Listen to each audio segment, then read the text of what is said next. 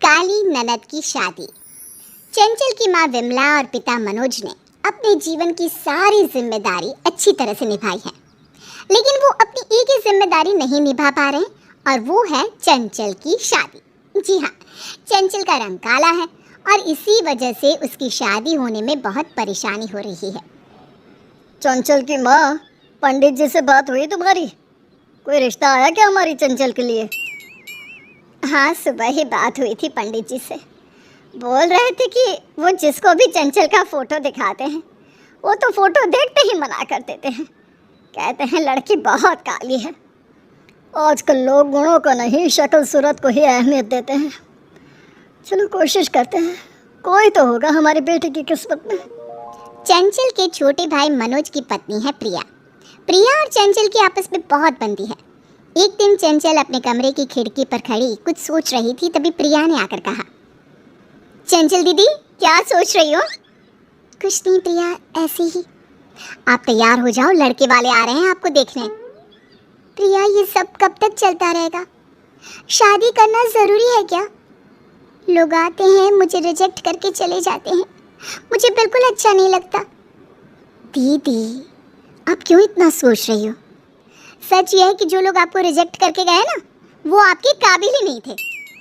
प्रिया, मुझे मत समझा, मैं तो शादी करना ही नहीं चाहती, लेकिन मम्मी पापा मेरी वजह से इतने परेशान रहते हैं, तो मुझे ना चाहते हुए भी तैयार होकर लड़के वालों के सामने जाना पड़ता है।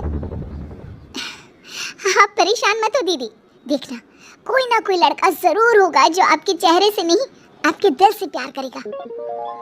चंचल तैयार हो जाती है, लेकिन हर बार की तरह इस बार भी चंचल के साथ वही हुआ जो होता आया था। इस बात से चंचल को बहुत दुख हुआ। प्रिया ने चंचल से कहा, दीदी आप चिंता मत करो, मैंने मैट्रिमोनियल साइट्स पर आपका प्रोफाइल बना दिया है, देखना कोई ना कोई अच्छा लड़का आपको ज़रूर मिल जाएगा। कुछ ही दिनों में एक लड़के ने चंचल को पसंद किया और प्रिया चंचल को उस लड़के से मिलाने के लिए एक रेस्टोरेंट में ले गई। चंचल ने जैसे ही उस लड़के को देखा तो वो हैरान होकर बोली, दीदी तुम? हाँ चंचल, मैंने मैट्रिमोनियल साइट्स पर तुम्हारी फ़ोटो देखी तो बस तुमसे मिलने आ गया। अरे, आप दोनों पहले ही एक दूसरे को जानते हो, ये तो बहुत अच्छी बात है। प्रिया, विवेक मेरे साथ कॉलेज में पढ़ता था। विवेक जी, मैं चंचल दीदी की भाभी हूँ, आप दोनों आराम से बात करो, मैं बाहर घूम कर आती हूँ। प्रिया बाहर चली जाती है। विवेक चंचल से कहता है, तो चंचल, तुम शादी के लिए लड़का ढूंढ रही हो? मैं नहीं ढूंढ रही हूँ विवेक, मेरे घर वाले ढूंढ रहे हैं। मैंने तो उम्मीद ही छोड़ दी है कि अब मेरी शादी होगी भी। मेरे लिए रिश्ते तो बहुत आए, लेकिन रंग की वजह से सब मुझे रिजेक्ट करके चले गए।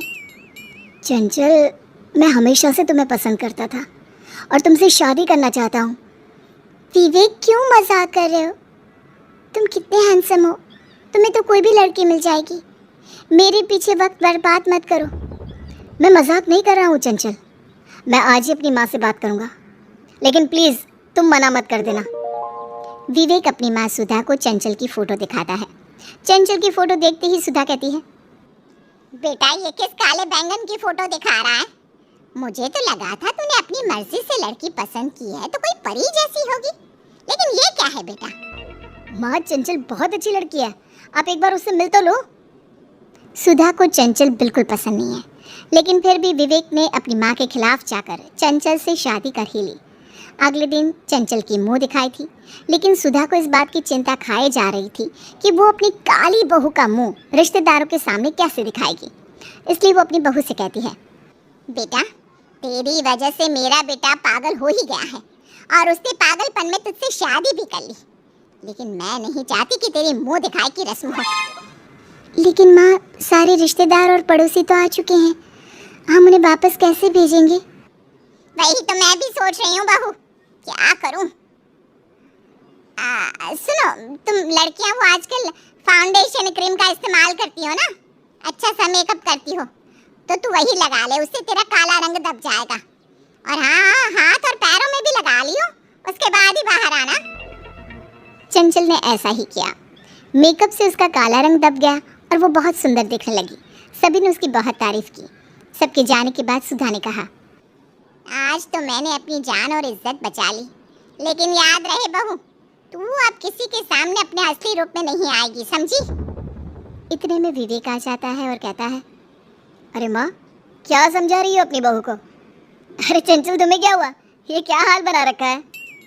बेटा, आज बहू की मुंह दिखाई थी ना, तो मैंने बहू से कहा कि मेकअप ही कर ले। माँ, मुझे पता है आपको चंचल के रंग से बहुत परेशानी है, लेकिन ये जैसी है मुझे वैसी ही पसंद है, इसलिए आप ये सब मत किया करो ना।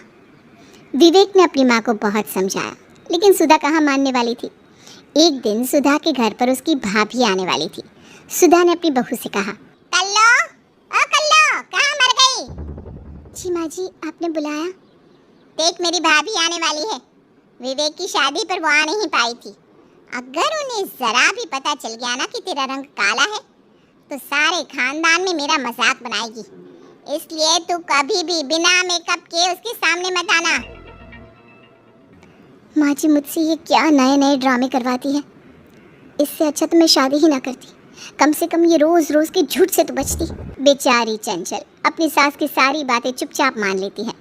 सुधा की भाभी घर आती है तो चंचल को देखकर कहती है, सुधा, तुम्हारी बहू तो अच्छी है, लेकिन इसने इतना मेकअप क्यों किया है? भाभी, वो क्या है ना, नई नई शादी हुई है और मेकअप करना तो आजकल का फैशन है ना? सुधा की भाभी पूरा दिन रुकती है। जब उसके चलने का समय आता है तो कहती है, सुधा, तुम्हारी बहू खाना बहुत अच्छा बनाती है और स्वभाव तो बहुत ही सरल है इसका। मुझे तो बहुत पसंद आई। ये कहकर सुधा की भाभी चली जाती है। फिर सुधा कहती है, लाख लाख शुक्र है ऊपर वाले का कि भाभी को मेरी काली बहू के रंग का पता नहीं चला, नहीं तो सारे खानदान में ढिंडोरा पीट पीट कर बताती। सुधा किसी को बताना ही नहीं चाहती थी कि बहू का रंग काला है। एक दिन सुधा की पड़ोसन उसके घर आकर बैठ गई। सुधा सीधा अपनी बहू के कमरे में गई और उससे कहने लगी, सुन, पड़ोसन आई है, बिना मेकअप के कमरे से बाहर मत आना। माँ जी, मेरा मेकअप का सामान तो खत्म हो गया है। बहू, एक तो तू काली है, ऊपर से तेरी करतूत भी काली। अरे ये बात पहले बताती ना कि मेकअप खत्म हो गया है। अच्छा, अब तू कमरे से बाहर मत आना, मैं बोल दूंगी कि तेरी तबीयत खराब है। अब सुधा ने पड़ोसन को ऐसा ही बोला। इतने में चंचल की भाभी प्रिया भी आ गई। प्रिया ने सुधा से कहा, आंटी जी नमस्ते, चंचल दीदी कहाँ है? नमस्ते बेटा, अच्छा हुआ जो तुम आ गई। चंचल की ना तबीयत ठीक नहीं है, वो अपने कमरे में है, जाकर मिल लो। सुधा की बात सुनकर प्रिया कमरे में जाती है तो चंचल बिल्कुल ठीक होती है। अरे चंचल दीदी, आप तो बिल्कुल ठीक हो, लेकिन आपकी सास ने ऐसा क्यों कहा कि आपकी तबीयत ठीक नहीं है? वो उनकी पड़ोसन आई है ना, और मेरा मेकअप का सामान खत्म हो गया है इसलिए। तो चंचल ने सारी बात प्रिया को बता दी। प्रिया को इस बात पर बहुत गुस्सा आया। अब 2 दिन बाद विवेक का बर्थडे था। उसने सभी रिश्तेदारों और पड़ोसियों को इनवाइट किया। तब सुधा ने अपनी बहू से कहा, चंचल, विवेक की जन्मदिन की पार्टी में बहुत लोग आ रहे हैं, तू अच्छी तरह से मेकअप करना, किसी को भी पता नहीं चलना चाहिए कि तू काली है। चंचल ने बिना कुछ बोले हाँ में सर हिला दिया। शाम को सुधा के घर मेहमानों का आना शुरू हुआ। सभी लोग आ गए। तभी विवेक ने अपनी पत्नी को बुलाया। चंचल बिना मेकअप सबके सामने आ गई। सभी मेहमान चंचल को देखकर हैरान रह गए।